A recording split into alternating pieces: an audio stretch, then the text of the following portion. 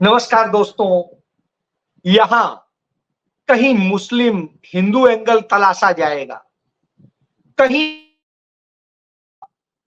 आपको मुसलमान होने के कारण इंसाफ नहीं देगी, कहीं आपके ऊपर हमले सिर्फ इसी आधार पर किए जाएंगे और कहीं आपके हक मारे जाएंगे। कहीं पर आप यह सोचेंगे कि आप तो दवा खा रहे हैं, स्वस्थ हो जाएंगे, पैसे दे के दवा खा रहे हैं, लेकिन वो दवा भी नकली होगी। यही तो मोदी राज। यहां सब कुछ नकली है, असली सिर्फ अडानी सरकार। जी हां, राहुल गांधी कमोबेश यही बताते।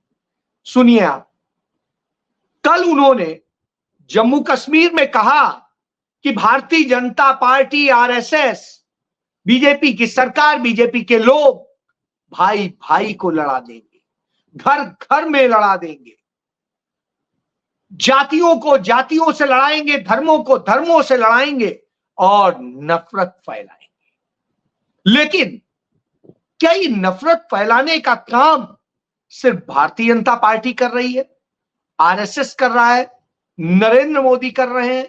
नहीं, ये तो सबसे ज्यादा मीडिया कर रहा है। वह मीडिया जिसे कुछ लोग गोदी मीडिया कहते हैं, कुछ लोग चरण चुंबक मीडिया कहते हैं और कुछ लोग मोदानी मीडिया कहते हैं, कुछ अंबानी मीडिया कहते हैं।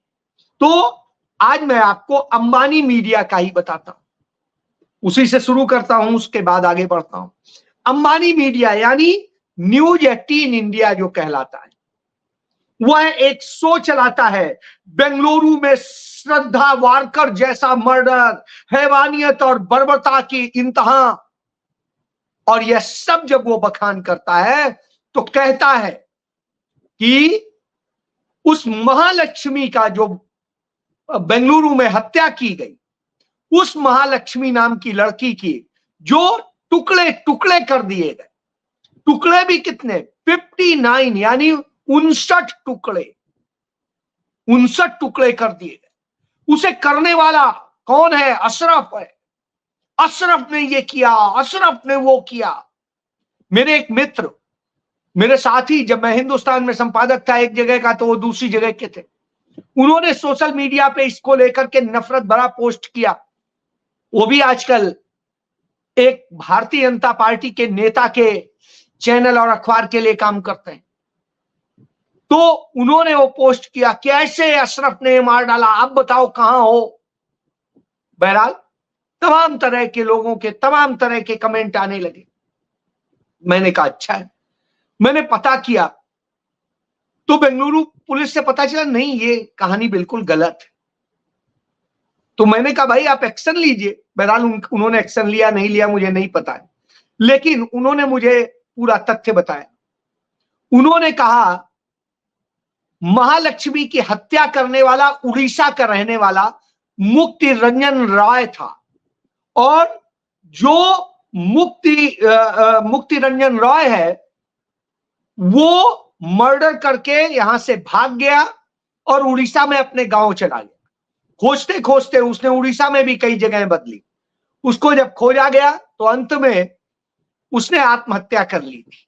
उसकी डायरी बरामद हुई। उसका जब डायरी बरामद हुई तो पता चला कि वो उसके दोनों के रिलेशन थे, और इस रिलेशन में कुछ ऐसी बातें हुई थी जिसके कारण वो उससे नाराज था, और वो महालक्ष्मी चाहती थी कि उससे वो शादी करे। हालांकि महालक्ष्मी शादीशुदा थी, 2 बच्चों की मां थी, बावजूद इसके वो इस तरह से चाहती थी।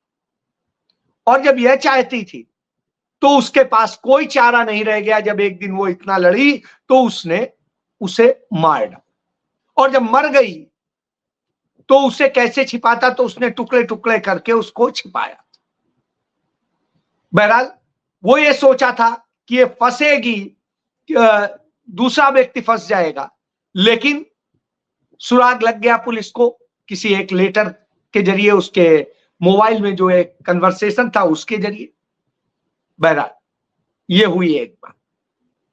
लेकिन उस मोदानी मीडिया ने, अंबानी मीडिया ने, गोदी मीडिया ने, चरणचुंबक मीडिया ने इसके लिए माफी तक नहीं मांगी। वो जो उनका एंकर है, वैसे तो बहुत जूनियर है, लेकिन खुद को बड़ा भारी पत्रकार समझता है, अपने गुरुओं तक से बहस करता है, तो ऐसी स्थिति में उसके लिए क्या कहा जाए। तो धन्य है, मैं तो कहता हूं कि उसके खिलाफ सख्त कार्रवाई होनी चाहिए। मैं गलत करूं, मेरे खिलाफ भी कीजिए। मैं खुशी से कहता हूं कि मैं गलत बोलूं तो मेरे खिलाफ भी मुकदमा दर्ज होना चाहिए, कार्रवाई होनी चाहिए, बिल्कुल। तो यह एक सत्य है। बहरहाल इसी पे जब मैं बात कर रहा हूं तो आप एक चीज देखिए कि इसी तरीके से कैसे नफरत फैलाई जाती है। इसका एक दूसरा उदाहरण आपको दिखा रहा हूं। इसका दूसरा उदाहरण है कि उत्तर प्रदेश में मुरादाबाद जिले में जो एक विधानसभा क्षेत्र है कुंदरकी, वहां पर स्थिति ये हो रही है, कुंदरकी क्षेत्र में मुस्लिम समुदाय के लोगों के नाम काट दिए जा रहे हैं वोटर लिस्ट, चुन चुन के मार डालूंगा वाली स्टाइल में।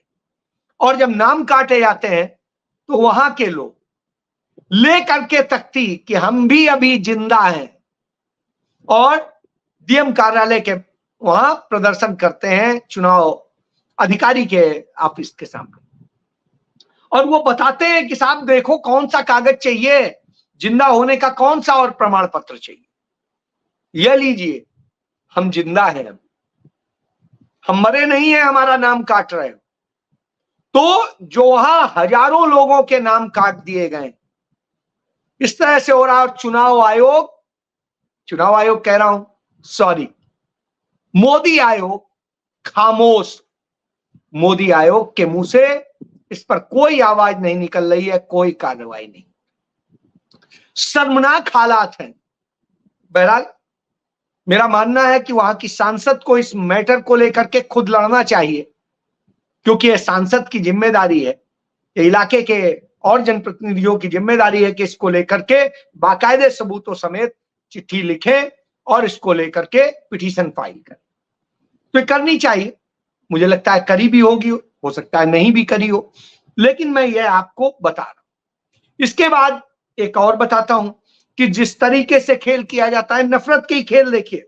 नफरत का खेल ये कि दिल्ली में कथित जो दंगे किए गए, कराए गए, जो भी थे, उनके कपिल मिश्रा जैसे लोग तो आज तक गिरफ्तार नहीं हुए। वो लोग गिरफ्तार नहीं हुए जो कहते थे गोली मारो, और तमाम सब लोग। वो वर्मा जो सांसद था बीजेपी का, वो भी गिरफ्तार नहीं हुआ, और तमाम सारे जो नफरत फैलाने वाले हिंदू थे वो तो बड़े पाक साफ हैं। लेकिन जिनको जबरन घर से गिरफ्तार किया गया, जबरन आरोप लगाए गए और वो बेचारे जेल में सड़ रहे, उनकी जो पिटीशन है, बेल पिटीशन है, वो बेल एप्लीकेशन हाई कोर्ट में 2022 से लंबित, और 2022 में जो जस्टिस थे वहां पर केंट, जो उसको सुन रहे थे, 2022 से सुन रहे थे, 2 साल में सोचिए उस पर फैसला नहीं किया, बार बार सुनना। और ये कौन है? अब्दुल खालिद सऊदी, ये है गुल सिफा फातिमा, मोहम्मद सलीम, सैफ उर रहमान। तो इस तरीके से ये 4 नाम मैंने बताए, और भी बहुत से हैं, उमर खालिद भी हैं, और भी बहुत सारे लोग हैं। तो ये लोगों की बेल एप्लीकेशन आज तक पेंडिंग रखी हुई है 2022 से, और 2024 भी खत्म होने जा रहा है, नहीं किया। बहरहाल प्रधानमंत्री चूंकि भ्रमण कर आए थे, चीफ जस्टिस ऑफ इंडिया के यहां जाकर के गणेश जी की आरती उतार आए थे, तो उसका नतीजा यह हुआ कि दिल्ली हाई कोर्ट का यह जज अब चीफ जस्टिस बनकर के मध्य प्रदेश चला जाता है। जो इंसाफ नहीं देता है अल्पसंख्यकों को, वो चला जाता है चीफ जस्टिस बन के प्रमोट होकर। यह उपलब्धि है जस्टिस डी.वाई. चंद्रचूड़ की, जो कहलाता था कि उम्मीदों वाला जस्टिस है, जिससे उम्मीद की गई थी कि इंसाफ करेगा, लेकिन वो भी अदानी अंबानी के घर पानी भरेगा, ये है शायद। बहरहाल यह नतीजा आपके सामने है। तो ये मोदानी जस्टिस है, मोदानी जस्टिस का आप नमूना भी देख लीजिए। तो आपको यह भी दिखाए, दंगे भी दिखाए, एक और दिखा देता हूं कि जिस तरीके से नरेंद्र मोदी कल सोनीपत में बार बार बोल रहे थे कि शहजादों का परिवार, शहजादों का वो, और जिस तरीके से गांधी परिवार पर लांछन लगा रहे थे और कह रहे थे कि दामाद जी को और इनको वो दुनियादारी, तो आज रॉबर्ट वाड्रा ने नरेंद्र मोदी को चुनौती दी है, और चुनौती दी है, उन्होंने कहा है साबित कीजिए कि मेरी कोई जमीन हरियाणा में है, मैंने कोई गलत काम किया है। 10 साल से आप हरियाणा में भी सत्ता में, 10 साल से देश में भी सत्ता में है, ED, CBI, income tax, IB, सब कुछ हमारे खिलाफ लगा लिया, रॉ लगा ली, 1 रुपया का गलत तो पा नहीं पाए, 1 इंच जमीन नहीं बता पाए। यदि है तो लेके आइए, बताइए, औकात नहीं है आपकी। तो रॉबर्ट वाड्रा ने यह चुनौती दे दी, कहा है औकात हो तो बताइए, साबित करिए, नहीं तो एक कहना बंद कीजिए। ये फ्रॉड, फर्जी मुकदमे दर्ज कर करके, आरोप लगा लगा के आज तक तो एक आरोप साबित नहीं कर पाए, एक भी आरोप में 10 साल से ज्यादा हो गया। सोचिए आप, मुझे खुद याद है कि मैंने 2012 में स्टोरी लिखी थी द संडे गार्डियन के लिए, और उस समय मैं उसमें होता था, और मैं आपको वो दिखा देता हूं जो मैंने वो लिखी थी उस समय। ये आप देखिए, तारीख भी देख लीजिए, 26/10/2012, 26/10/2012 आपको डेट दिख रही होगी। और मैंने लिखा था फॉर एसजी मतलब Sunday Guardian, Vadra case, Khemka's order of publicity stunt puts Vadra in dock without verifying the fact, registry within rule, no favor from the government of Haryana। यानी कहीं कुछ गड़बड़ नहीं था। 2012 में अक्टूबर में मैंने लिखी थी, आज वही बात इतने सालों बाद चुनौती दे रहे हैं रॉबर्ट वाड्रा। क्या औकात है नरेंद्र मोदी की, या उनके इतने मुख्यमंत्री जो भी 2 रह लिए यहां, कि साबित कर देते। हाई कोर्ट में इन्होंने ही कहा कि नहीं, कुछ नहीं मिला। सोचिए, एक आयोग, जस्टिस ढींगरा आयोग बनाया था हाई कोर्ट के जस्टिस के नेतृत्व में, वह भी कुछ नहीं खोज पाया, पैसा हराम का ले गया। तो यह समझिए, यह कराया है अपने आरएसएस का व्यक्ति था जस्टिस ढींगरा, उसे लगाया था। तो यह है, इस बात का सबूत है कि कैसे ये नफरत फैलाते हैं और मोडानी न्याय होता है। बहरहाल ये हो, एक और न्याय बताता हूं। लद्दाख, बड़ा ये कहते थे कि लद्दाख को हम हक दे रहे हैं, लद्दाख को हमने ऐसे हक दे दिया, ये कर दिया, वो कर दिया। लद्दाख की स्थिति यह है कि कल जब राहुल गांधी जम्मू कश्मीर में तमाम प्रोफेशनल से मिल रहे थे, तो एक लड़की थी जिससे वो नहीं मिल पाए, वो लद्दाख की रहने वाली थी। वो इस बात के लिए बड़ी दुखी हुई कि आखिर राहुल गांधी उससे नहीं मिले, और जब वो इसका दुख व्यक्त करती है तो वो पहुंच जाती है राहुल गांधी के पास, और राहुल गांधी गाड़ी में बैठने को होते हैं, वो रोने लगती है, कहती मेरे साथ पक्षपात हुआ, मैं सोच रही थी कि मुझे भी सवाल पूछने का मौका मिलेगा। ये था कवांग चोसाल, क्या ऐसे करके नाम है यार, मैं थोड़ा कंफ्यूज हूं, नाम गलत हो जाए तो क्षमा कीजिएगा। तो वो रोने लगी, और जब रोने लगी तो राहुल गांधी ने तत्काल उसे सांत्वना दी, उसकी पूरी बात सुनी। उसने कहा हमारे पूरे लद्दाख को नहीं चाहिए कोई इंडस्ट्री नहीं चाहिए, कुछ नहीं चाहिए। हम अपने लद्दाख में, प्राकृतिक लद्दाख में खुश हैं। हमारा 6 शेड्यूल हमें बस मिलना चाहिए, उसकी लड़ाई। बहरहाल निश्चित रूप से दुखद है कि राहुल गांधी उसके पक्ष में है, सदैव से है, लेकिन वहां की जनता ने कांग्रेस के कैंडिडेट को हराया। यह निश्चित रूप से दुखद था, लेकिन राहुल गांधी ने कहा नहीं, हम इस बात को नहीं मानते हैं। मेरे लिए देश में कहीं से भी हमारी पार्टी हारी हो या जीती हो, देश हमारे लिए सबसे प्यारा है, आप हमारे लिए प्यारे हो, और इसलिए आपके इस मुद्दे पर हम आपकी लड़ाई का हिस्सा बनेंगे और जो कर सकेंगे बीइंग नेता प्रतिपक्ष वो करेंगे और आपकी लड़ाई लड़ेंगे। तो यह इस बात का सबूत है कि न्याय ऐसे होता है। लेकिन ऐसा क्यों किया जा रहा है कि लद्दाख में इंडस्ट्री, लद्दाख में, क्योंकि फिर वही घूम के आ जाता है अडानी अंबानी। तभी तो इनके चैनल झूठ परोसते हैं, इनके चैनल नफरत फैलाते हैं और इनके चैनल वो बनाते हैं। और भारतीय जनता पार्टी के नेता क्या करते हैं, वो भी एक चीज जान ली।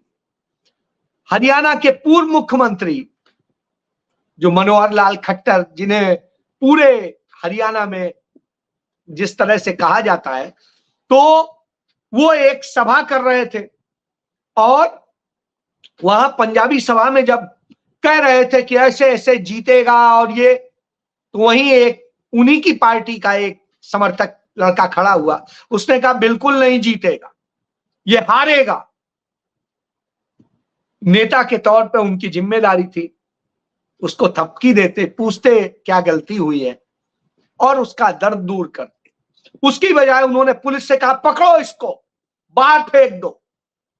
अब आप समझिए, ये फांसीवादी चरित्र बताता है, ये बताता है कि भारतीय जनता पार्टी का चाल चरित्र, चेहरा क्या है। एक और बात बताता हूं कि जो इन्होंने चंदा दो धंधा दो का पूरा गेम चलाया था इलेक्टोरल बॉन्ड के जरिए, उसका नतीजा यह है कि जो तमाम कंपनियों की दवाएं जो हम सब तमाम लोग खाते हैं, थोड़ा सा बुखार आया, डॉक्टर ने कहा पैरासीटामोल ले लो, अरे खुद ही आदमी ले लेता है, पूछता भी नहीं है, पैरासीटामोल ले लो, थोड़ा सा वो हुआ ब्लड प्रेशर की दवा खा लो और खा लो। तो इस तरह की जो तमाम सारी दवाएं, विटामिन ले लो, एंटीबायोटिक ले लो, ऐसी जो छोटी छोटी सी तमाम सारी दवाएं हैं, उनको हम खा करके खुश हो लेते हैं कि अब ठीक हो जाए।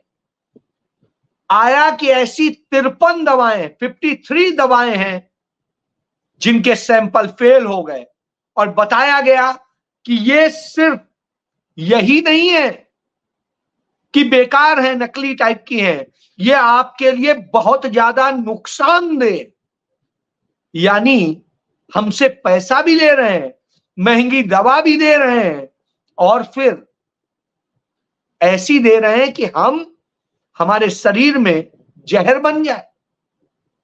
तो यह मुमकिन हुआ है नरेंद्र मोदी के उस मोडानी अंबानी मॉडल के कारण। तो ये आप समझिए, बहरहाल ये हो रहा है। तभी आज राहुल गांधी हरियाणा में थे, तो हरियाणा में वही बात कह रहे थे कि किसानों का हक हो या जवानों का हक हो या इस देश के छोटे व्यापारियों का हक हो या यहां के रोजगार का हक हो, यहां की महिलाओं का हक हो या किसी का भी हो, वो हक किसने मारा है? ये मोडानी अडानी मॉडल ने मारा है। और इस मॉडल ने, अंबानी मोडानी मॉडल ने इस देश को किस तरीके से कलंकित किया है, कैसे बर्बाद किया है, इसको समझने की जरूरत है। तो राहुल गांधी इसको बयां करते हैं, वो बताते हैं कि किस तरीके से खराब किया जा रहा है और देश के साथ में धोखा किया जा रहा है। हरियाणा में ड्रग्स की समस्या इतनी ज्यादा बढ़ गई है कि कुछ कहना नहीं। और ये ड्रग्स आती कहां से है? मुंद्रा पोर्ट से, वही अडानी के मॉडल्स, मोडानी के मॉडल्स, और वहां से आके हरियाणा के युवाओं के नसों में जहर बोया जा रहा, नशे का जहर। तो यह स्थिति है, किसानों से उनका धान छीना जाता है, उनके आंसू किसी को नहीं दिखाई देते हैं और अडानी अंबानी को सारा फायदा दे दिया जाता है। मीडिया 24 घंटे मोदी का चेहरा दिखाता है, अडानी अंबानी जैसे लोग मीडिया चलाते हैं इसलिए यही दिखाएंगे, तो फिर आप समझ सकते हैं कि क्या होगा। तो यह स्थिति है। और इसके बाद लास्ट बात करता हूं, उत्तर प्रदेश सरकार उन गरीब खोमचे वालों और जो छोटे छोटे रेस्टोरेंट चलाने वालों, रेहड़ी पटरी पर जो बेचने वालों को कह रहे हैं कि नेम प्लेट लगाइए, और एक समय में सुक्खू की सरकार गिरवाने की साजिश रचने वाला वीरभद्र सिंह का जो बेटा है, वो बेटा मिनिस्टर भी है, कांग्रेस का मिनिस्टर है, वो भी यही आदेश जारी करता है। जो लोग कहते हैं कि कांग्रेस में भी स्लीपर सेल है, हाँ है, तो वो भी ऑर्डर जारी करता है इनकी रेहड़ी पटरी वालों पे और इस पे नेम प्लेट लगाइए। क्या इनकी औकात है कि अडानी अंबानी और जैसे तमाम बड़े सारे पूंजीपतियों के होटल्स में और कहीं पर भी ये लगा सके? उनसे कहें कि हाँ नेम प्लेट लगाइए, नहीं औकात। तो इससे आप समझ सकते हैं ये कौन लोग। यही नफरत का मॉडल है और यही मॉडल विकसित किया है भारतीय जनता पार्टी ने, उनके स्लीपर सेल ने। वो स्लीपर सेल जो कांग्रेस में भी है और भी जगह, इनको पहचानने की जरूरत है। और मैं आपसे कहता हूं कि यदि कांग्रेस में ऐसे स्लीपर सेल हैं, उन्हें आइडेंटिफाई कीजिए और उनको सबक सिखाइए। क्योंकि राहुल गांधी जहां मोहब्बत की दुकान खोल रहे हैं, ये लोग हैं जो पीठ में छुरा भोगते हैं। बहरहाल उन्हें तो सबक मिलेगा, लेकिन यह जरूर है, दुखद है कि इस तरह की घटनाएं हुई। इसके लिए शर्म आनी चाहिए, और ये शर्म आनी चाहिए मोदी को, उनकी नफरत वाली विचारधारा को, और उन लोगों को जो ऐसे कर्म में साथी बनते हैं। जय